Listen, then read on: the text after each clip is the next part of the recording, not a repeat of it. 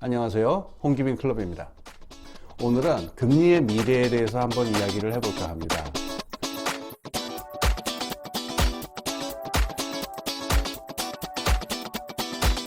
아니, 홍기빈 클럽 뭐 먹고 노는 곳이라고 하더니 뭐 초장부터 골치 아프게 금리가 뭐냐? 뭐 이런 불만을 가지신 분들도 계시겠지만은 두 가지 말씀드릴게요. 첫 번째로는 우리 주변에 이른바 영끌을 해가지고서 부동산, 주식, 코인 이런 데 투자하신 분들 굉장히 많죠. 지금 이분들한테는요, 지금 금리가 어떻게 되느냐가 조금 험한 말로 과장을 하면은 똥끝이 탈 만큼 절박한 문제입니다. 그리고 두 번째 이유가 또 있는데요. 이 끝까지 들으시면 알겠지만, 그러니까 중간에 끊지 마시고 끝까지 들어주십시오. 아마 이제부터 몇십 년 동안은 이 금리의 변화라는 게 좁게 경제만이 아니고 세계 전체의 변화를 이해하는데 아주 중요한 열쇠가 될 것입니다. 우리나라 물론이고요. 이 세계 경제 전체의 이자율에 가장 큰 영향을 주는 게 그 미국의 중앙은행이라고 할 수 있죠.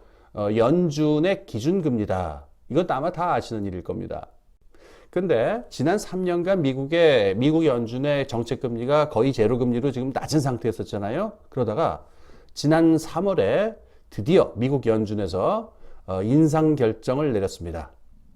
게다가 올해 이제 금리 결정을 하기 위해서 이제 그 공개시장위원회라는 데가 이제 모이는데, 모이는 일이 앞으로도 한 6번, 7번 이렇게 남아있거든요. 근데 많은 이들이 어떻게 예측하느냐, 이 6번, 7번 연장으로 아마 계속 금리를 올릴 것이다. 이런 이야기들이 많이 나와요. 정말 미국의 연준금리가 앞으로도 계속 오를까요?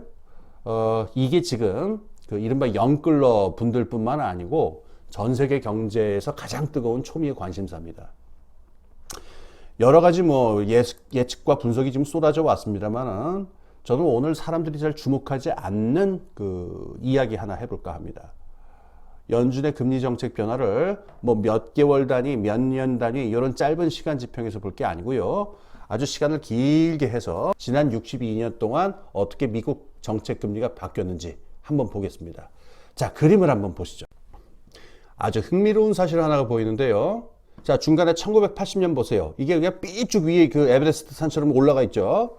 이 1980년을 기점으로 해서요. 그 이전하고 그 이후하고 장기적인 추세가 두 가지 전혀 반대되는 장기적인 추세가 엇갈리고 있다. 이런 게 보일 겁니다. 뭐 이게 얼핏 보시면은 이게 막 올라갔다 내려갔다 막 정신없이 되는 것처럼 나오는데요. 이렇게 오르락 내리락 하는 거는 다 이유가 있죠. 정책금리라고 하는 게 시장의 움직임에 대응하거나 선도하는 등의 역할을 하기 때문에 이 경기 순환에 따라서 오르락 내리락 하는 건 뭐 당연한 겁니다. 내리락을 넘어서 좀 장기적인 추세선을 머릿속에서 한번 그려보세요. 그러면은 뚜렷합니다. 1954년부터 1980년까지 기간에는 계속해서 상승하는 추세가 나보이고요. 그 이후 최근까지, 그러니까 80년부터 최근까지는 계속해서 하락하는 추세가 나타나는 것을 우리가 알 수가 있습니다. 이 현상을 우리가 어떻게 이해해야 될까요? 저는 오늘 여기서 가설을 하나 생각을 해볼까 합니다. 즉, 1980년경을 기점으로 해서 투자자들하고 대기업이 자본을 축적하는 방식이 바뀌었고, 그러니까 게임의 룰이 완전히 바뀌어버린 겁니다. 그러다 보니까는 금리 정책의 변화도 이 제도적 변화에 따라서 정반대로 바뀔 수밖에 없게 되고 반대 기조가 나타난 게 아니냐, 이런 설명입니다. 즉, 미국 경제뿐만 아니고 세계 자본주의의 성격 자체에 있어서 뭔가 근본적인 변화가 있었던 게 아닐까 하는 이야기인데요. 앞부분의 기간, 그러니까 1980년 이전에는요, 자본이 축적되고 경제가 성장하는 방식이 지금하고 많이 달랐다고 볼 수 있습니다. 우선 이 이윤을 내는 주요한 방식이 현실에서 기업들이 실제 이 기업 활동을 더 활발하게 하는 겁니다.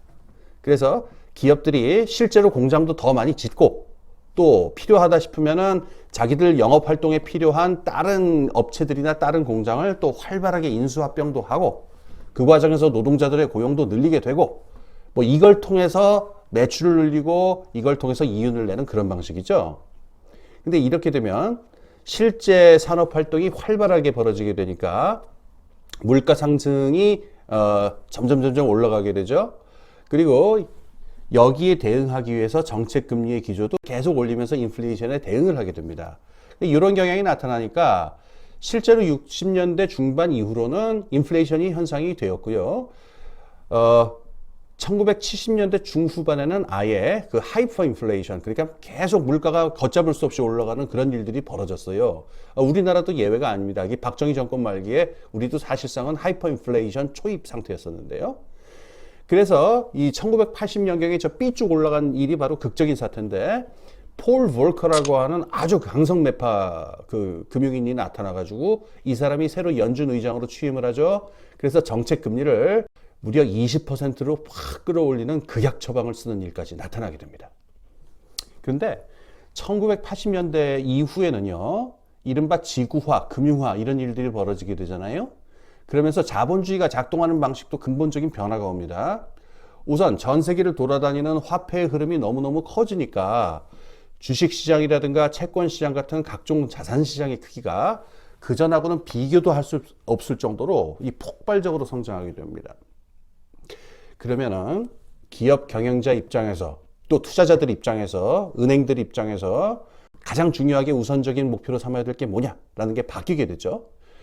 생산 장비하고 노동자의 고용을 늘려가지고 실제 기업 활동을 활발하게 조직한다. 이게 옛날의 목표였다고 한다면은 이제는 다릅니다. 그것보다 주식시장이나 채권시장에서 자기들이 가지고 있는 자산 가격이 어느 만큼 올라가느냐, 이게 초미의 관심사가 됩니다. 이게 우선적인 중요성을 가지게 되죠. 이른바 그 자산시장 자본주의다라고 하는 그런 변화가 나타나게 된 거죠. 경제성장 방식도 그래서 바뀌게 됩니다. 이렇게 자산시장에서의 가격 상승이 벌어지게 되면 그 부수적인 결과로 산업활동이 활발해지게 되고 성장이 벌어지게 된다. 즉 이거를 우리가 자산시장 주도 성장 모델 이렇게 말하는데, 이런 새로운 성장 모델이 나타납니다. 그러면은 여기서부터는 기업 경영자들이라든가 투자자들만이 아닙니다. 일반 국민들 중에 중산층들이라든가 좀 여윳돈이 있어서 저축할 만한 돈이 있는 사람들은 이제 은행 가서 적금 넣고 예금 넣고 안 해요, 잘. 이젠 다 이걸 연기금에 집어넣고 펀드에 집어넣고 다 이렇게 하잖아요. 그럼 이 사람들도 자산 가격 상승에 목을 매게 되니까 여기서부터는 이제 온 국민들이 한 목소리로 자산 가격 상승, 이거를 정부에 기대하게 됩니다. 이때 등장한 영웅이 있습니다. 연식이 좀 있으신 분들은 90년대에 그 월스트리트는 물론이고 전 지구의 투자자들이 신처럼 떠받들었던 분을 기억하실 거예요. 바로 당시의 미국 연준 의장 앨런 그린스펀이라는 할아버지, 기억나세요? 이 할아버지께서 기회 있을 때마다, 틈 날 때마다 뭐 이런저런 구실을 막 갖다 붙여가지고서 지속적으로 금리를 낮추는 정책을 해왔던 분입니다. 자, 금리가 낮아지면요, 일단 자산 가격을 계산하는 할인율이 낮아지게 되니까 이 자산시장 가격 전체가 이제 위로 뜨게 됩니다. 이렇게 해서 자산시장이 들썩거려요. 그러면 이걸 사고 싶어 하는 사람들이 굉장히 늘어나지 않겠어요? 그런데 금리가 낮아졌잖아요.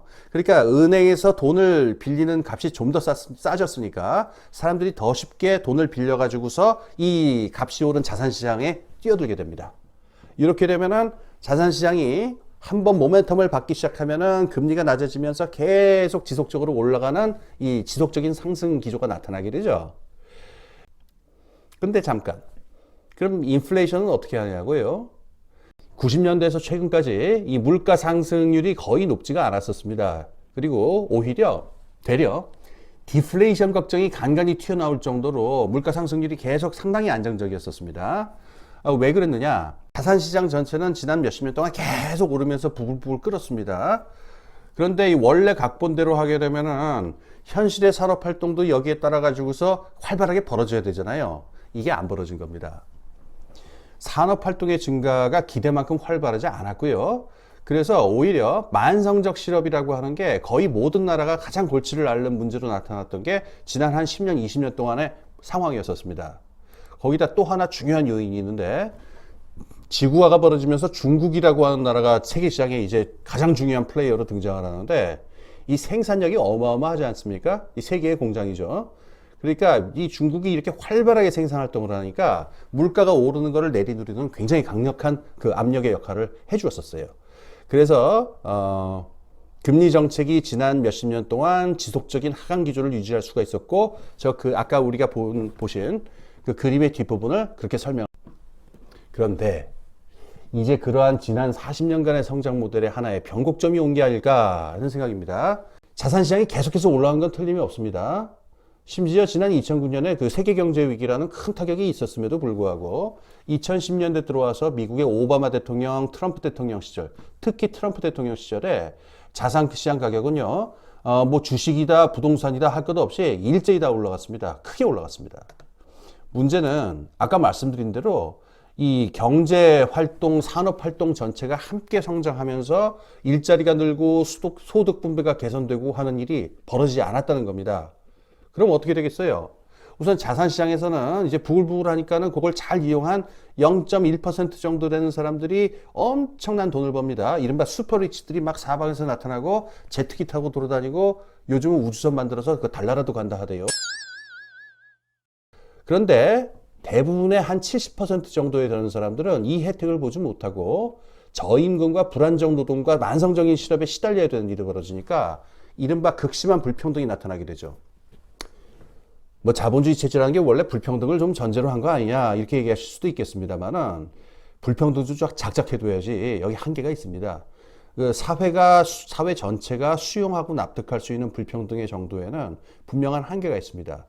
일단 이 한계를 넘어서게 되면요, 정치적 불안이 나타나게 되고 사회적 불안이 나타나게 되면서 이 사회의 근간과 밑부분이 흔들흔들하게 되어 있습니다. 문제가 또 하나 있습니다. 2년 전에 이 코로나 사태가 처음 터졌을 적에 제가 어떤 방송에 나가가지고 인터뷰를 하면서 이 코로나 사태의 결과로 지정학적인 구조가 근본적으로 바뀌게 될 것이다, 뭐 이런 말씀을 한번 드린 적이 있었는데 지금 그게 현실이 됐죠. 우선 미국하고 중국 갈등이 굉장히 심해졌고요. 최근에는 우크라이나 전쟁까지 터졌죠. 그러면은 아까 제가 지난 30년 동안 낮은 물가 인상률이 가능했던 이유 하나로 지구화를 통한 자유무역 구조라고 하는 게 전 세계적으로 있었기 때문이다라고 말씀드렸는데 이게 지금 근본적으로 흔들리게 됐습니다. 우선 원자재 가격, 식량 가격, 에너지 가격 지금 굉장히 불안합니다. 그리고 계속 오르고 있습니다. 우리가 아는 상품 중에 이 세 가지 물건하고 물건의 가격하고 관계가 없는 상품이 있나요? 그러니까 전 지구적인 그 가격 구조 전체가 흔들흔들하면서 인플레이션 기조로 가지 않을 수가 없게 되겠죠. 이 세 가지가 오르게 되면 거기다가 지정학적 갈등이 심해지게 되니까 무역 구조라든가 기존에 있는 세계적인 무역 구조하고 그 안에 존재하는 가치 사슬이 지금 급격하게 재편되고 재구조화되고 있습니다. 이게 본격화되니까 물가 상승률이 높게 나타나게 되고요. 이게 만약에 7%, 8% 이렇게 계속이 되면은 금리를 그전처럼 계속 낮춘다는 건 사실상 불가능해집니다. 결국 금리 인하를 통해서 자산 가격을 지속적으로 끌어내린다. 이거는 더 이상 국민 스포츠가 되기가 힘들게 된 거죠. 저 62년짜리 그래프 다시 한번 보시죠. 네. 저 그림 잘 보시면은 완전히 제로 금리로까지 떨어졌다가 맨 끝에서 그 토끼꼬리 마냥 위로 살짝 꺾어지는 모습이 나타납니다. 저 토끼꼬리가 바로 그 지난 3월의 그 금리 인상인데요. 저 토끼꼬리가 어쩌면은 지난 30년, 40년에 한 번씩 나타나는 자본주의의 거대한 변곡점 앞에 우리가 도달해 있음을 보여주는 게 아닐까 하는 생각입니다. 이번 금리 인상이 그래서 어쩌면 그런 변화를 보여주는 제비 한 마디가 아닐까요?